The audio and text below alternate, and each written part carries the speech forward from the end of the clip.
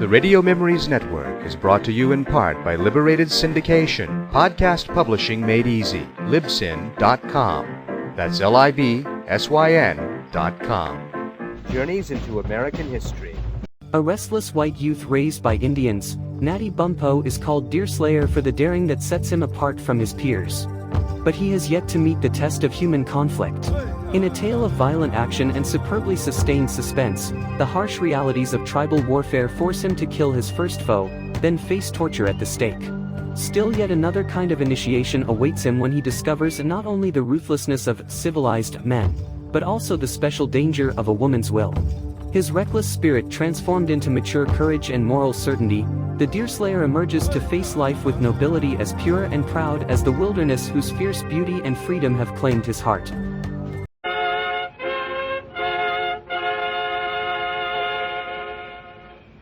You are about to hear another episode of The Deerslayer, dramatized and directed by Charles Frederick Lindsley.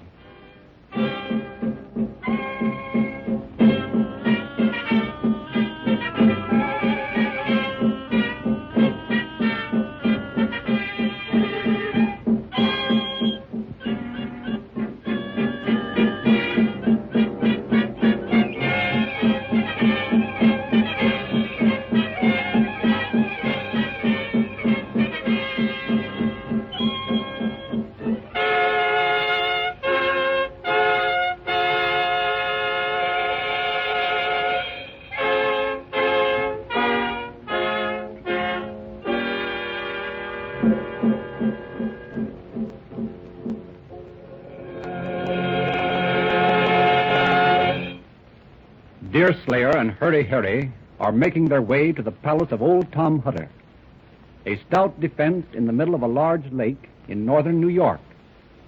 The woods are filled with a band of Iroquois Indians on the warpath. The two white men have almost reached the edge of the lake in safety when they are startled by imitation bird calls, which they recognize as the presence of the enemy. Hurrying to an old hollow basswood, Harry finds a hidden canoe, and the two men push into the placid water just as the cries of their pursuers break out some distance away. The canoe is 100 yards from the shore before the first arrow touches a bowstring.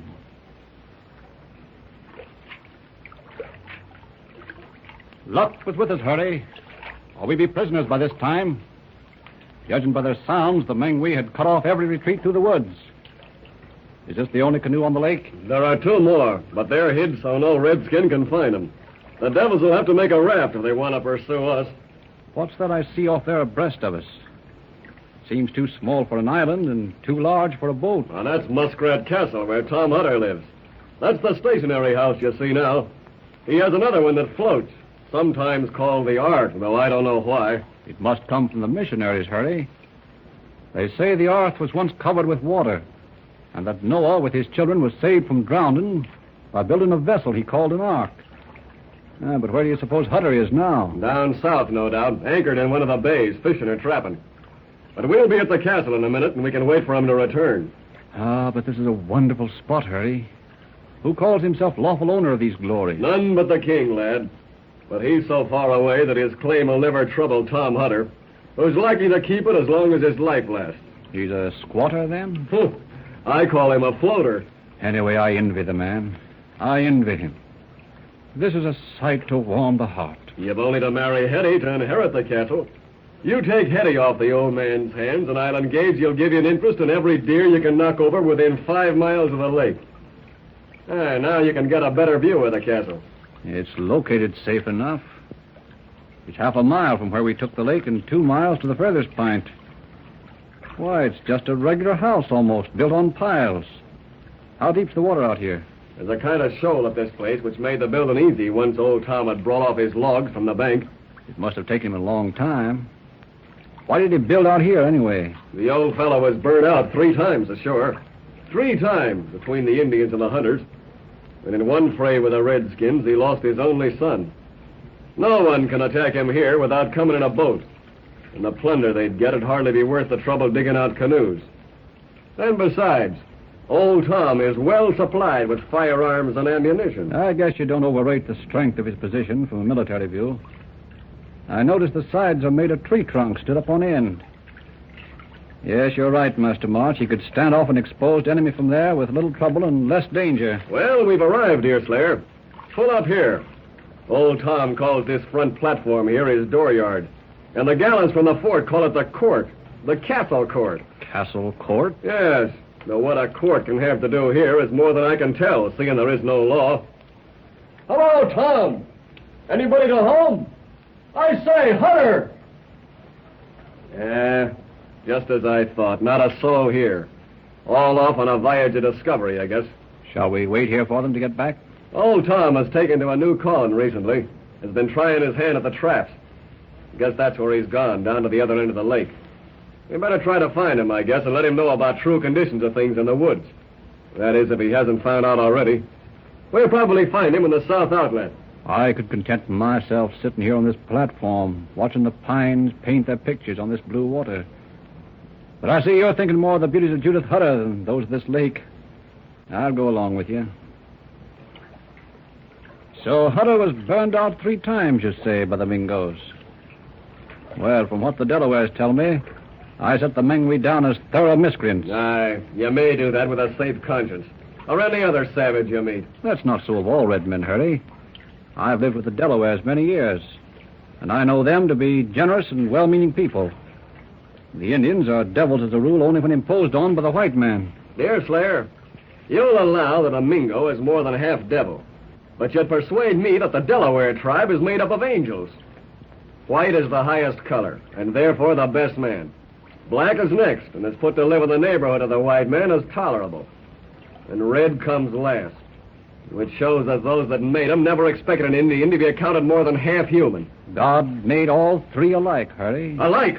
Do you call me like an Indian? Oh, you go off at half-cock and don't hear me out. God made us all, white, black, and red. He made us in the main much the same in feelings. Though he gave each race its gifts, a white man's gifts are Christianized, while the redskins are more for the wilderness. A white man cannot ambush women and children in war, but a redskin may. It's lawful work for them, but for us it would be grievous and unlawful work. That depends on your enemy. As for scalping a savage, I look upon that pretty much the same as cutting off the ears of wolves for bounty, or stripping a bear of its hide. You know the county pays a bounty for a scalp just as it does for wolves' ears and crow's heads? Aye, and a bad business it is, Hurry. In a state of lawful warfare, it's our duty to keep our state of compassionate feelings. But when it comes to scalps, it's a different matter. But it's useless for us to talk of these things. We have our own ideas. Let's keep a good lookout for your friend, Tom Hutter. We may pass him if he lies hidden under this bushy shore. I have been looking for him. Is it possible the old chap has dropped down the river? The river? Yes, most of these lakes, you know, have outlets. There's a narrow river off this one, not far to our right. Where's the outlet? I see no opening in the banks of the trees that looks as if it would let a river run through it. It passes between high, steep banks. The pines and basswoods o'erhang it. I guess we better start over there now. Don't you think we're skirting pretty close to the shore for safety? It's 2 miles across to where we first heard the varmints. They'd hardly be all around the lake. Anyway, we'll see the Ark before long. Old Tom is up in these bushes somewhere looking at his traps. Listen, Hurry. What is that noise on the bank there? It was too heavy for any light creature. Was it the tread of a man, do you think? No, not a man. The tread was too heavy. Push into that log. I'll land and cut off the creature's retreat up to the plank yonder, be it a Mingo or only a muskrat. There you are, Deerslayer. It's a buck. He's coming out of the plank yonder. I'll get him. Hurry, you're a fool to... It's a miss, Deerslayer. Hey, but we can catch him before he swims across the neck there. Here, get back in the canoe. I say you're a fool, Hurry, to pull the trigger before we had reconnoitered the shore and made certain that no enemies lurk about. I tell you, the Indians are at the far end of the lake from here. More than that, we don't want for food. My name may be Deerslayer, but I never kill an animal lest I need food or a skin.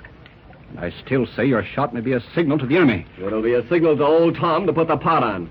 Come on, let's hunt up the Ark before the sun goes down. Is that the Ark, Hurry? Breaking out of that bank of bushes? If my natural learning didn't teach me better, I'd think it a miracle that a boat like that could come right out of the trees. Those trees grow down over the mouth of the river where Hutter has his traps. Hey, ahoy there, Hutter. Let up on your sweep and take a couple of passengers. Hurry. You become more reckless every minute. What with your rifle shooting and your bellowing like a bull, there'll be no earthly chance of dodging the circling redskins. Hello, Hurry. Draw up and we'll give you a hand. When we get aboard that Ark, Deerslayer, its stout cabin will protect your carcass. Hey, hello, Tom. Meet Deerslayer here. He carries the best rifle in the woods. Oh, was that his piece we just heard? No, it was mine. It was a bad shot at a buck that got away. Hey, where are the gals, Tom? They're inside taking the kinks out of a mess of tackle. I looked for you last week, Hurry. A runner come down to warn all the trappers and hunters that the colony and the Canadas were in trouble again. And I felt lonesome with 3 scalps to see to and only 1 pair of hands to protect them. That's reasonable. If I had 2 such daughters as Judith and Hetty, I'd tell the same story.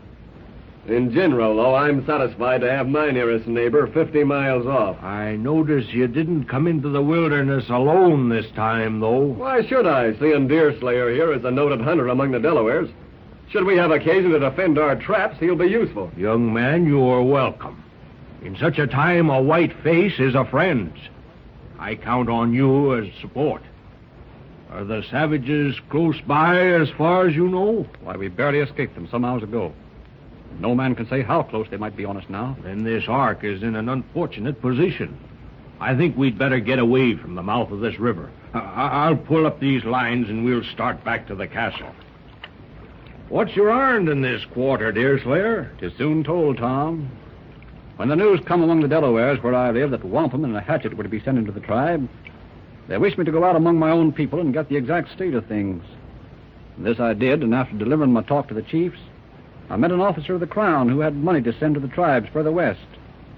This was thought a good chance for me and Chingachgook, a young chief who has never struck a foe, to go on our first warpath in company. An appointment was made for us to meet at a rock at the foot of this lake. He's to meet me at sunset tomorrow evening.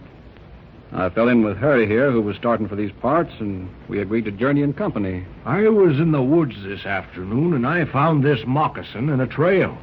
Maybe they both belong to your friend who's come ahead of his time. Can you tell me if this is Delaware fashion? Let's see. No, that's not Delaware made. I should say that the moccasin has a northern look and come from beyond the lakes. If that's the case, you did wrong, Hurry, to fire in wartime without good occasion. Take hold of this sweep and we'll get underway.